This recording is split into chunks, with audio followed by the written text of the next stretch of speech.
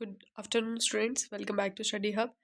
तो आज आपको पता होगा कि ये एसएससी का जो कैलेंडर है 2026-27 का जो है ये रिलीज़ हो गया है। ठीक है, तो डिस्कस करेंगे कुछ इंपॉर्टेंट एग्ज़ाम्स जो 2026 में होने वाले हैं, उनके बारे में डिस्कशन करेंगे। ठीक है, तो सबसे पहले ये जो 3 एग्ज़ाम्स हैं, JSA, LDC, SSA, UDC, ASO grade limited, तो ये जो है डिपार्टमेंटल एग्ज़ाम्स हैं।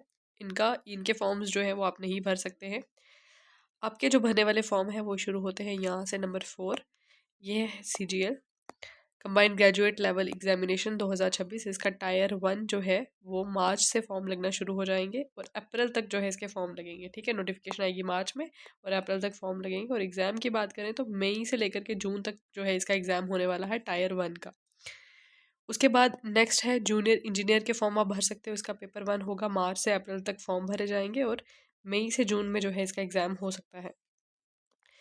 फिर है सिलेक्शन पोस्ट एग्जामिनेशन फेज़ 14 2016। तो इसका जो है मार्च से अप्रैल सेम फॉर्म भरे जाएंगे और मई से जुलाई के बीच में जो है इसका एग्ज़ाम हो सकता है। तो टेंटेटिव है, टेंटेटिव का मतलब है कि कुछ चेंजेस इसमें होंगे, बाकी ऐसा ही रहेगा। कुछ चेंजेस हो सकते हैं डेट्स में, क्योंकि डेट्स जो है वो यहाँ पे मेंशन नहीं है।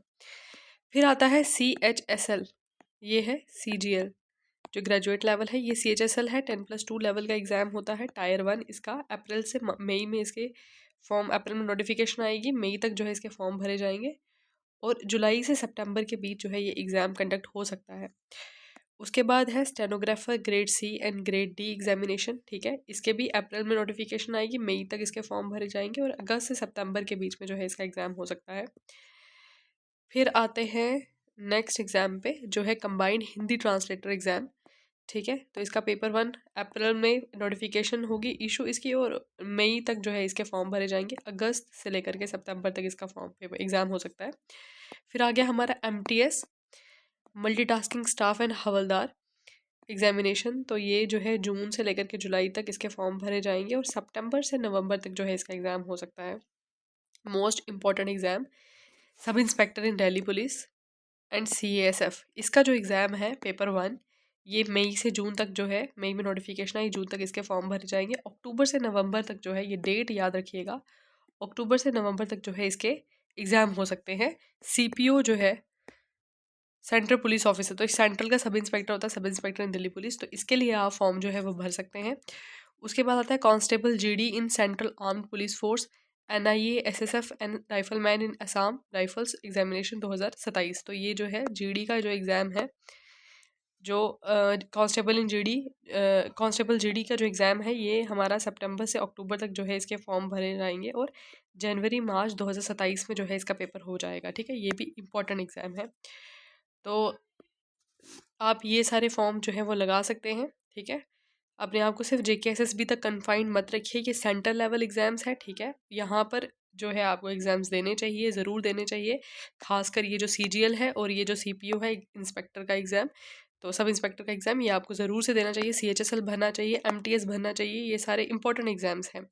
तो सेंटर लेवल जो है वहाँ पे पोस्टें भी ज़्यादा होती हैं और चांसेस भी ज़्यादा होते हैं, एग्ज़ाम होने के चांसेस भी ज़्यादा होते हैं और क्लियर होने के चांसेस भी ज़्यादा होते हैं। तो मैं आपको यही बोलूँगी कि आप सिर्फ JKSSB तक कन्फाइंड मत रहिए, सेंटर लेवल के एग्ज़ाम्स भरिए और इसको भी क्लियर कीजिए।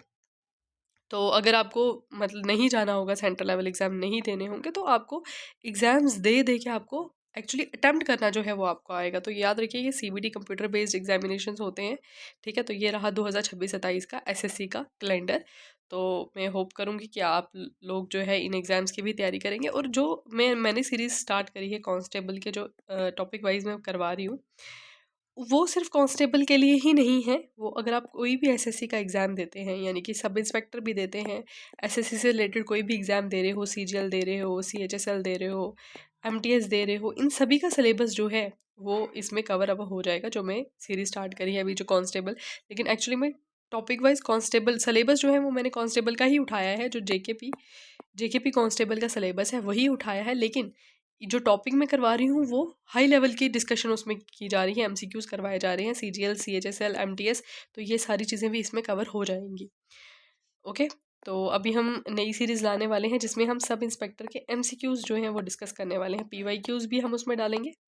इसके अलावा जो सिलेबस वाइज MCQs जो है वो हम डिस्कस करेंगे इसी चैनल पे, तो बने रहिए। तो ये ज़रूर से फॉर्म भर लीजिएगा और तैयारी जो है वो अभी से स्टार्ट कर दीजिए, ठीक है। ये नहीं है कि हाँ जब हम फॉर्म भरेंगे तब हम लोग तैयारी स्टार्ट करेंगे, तो तब कोई फ़ायदा नहीं रह जाएगा, क्योंकि 1-2 महीने के अंदर अंदर जो है वो एग्ज़ाम हो जाता है।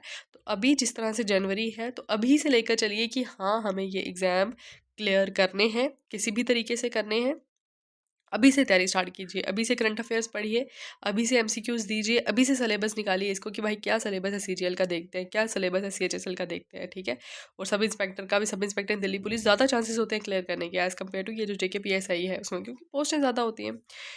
तो ठीक है, ओके, बाय बाय, ठीक है। गुड लक है आप सबको। Bye bye, have a nice day.